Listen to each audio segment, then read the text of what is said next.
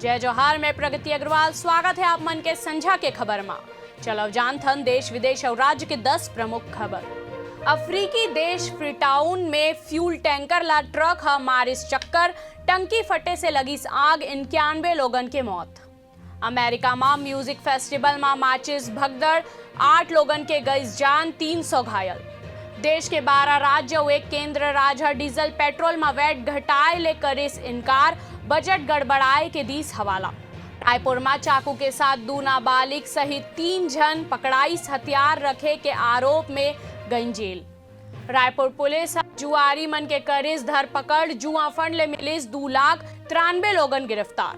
महाराष्ट्र के अहमदनगर के अस्पताल में लगी आग, 10 मरीज मन के मौत। सिनेमा सूर्यवंशी एक दिन में कमाई 27 करोड़, किसान मन के विरोध, पंजाब के कई सिनेमा घर में नहीं हो पाई प्रदर्शन।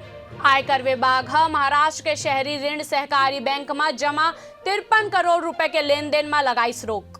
प्रदूषण बढ़ीस तो दिल्ली सरकार सड़क में छिड़किस पानी, कोहरा नापे पर लगाए गए है संयंत्र। हालिया हिंसा में त्रिपुरा पुलिस हो इस कड़क, ट्विटर ला 68 अकाउंट बंद करे बर कहिस।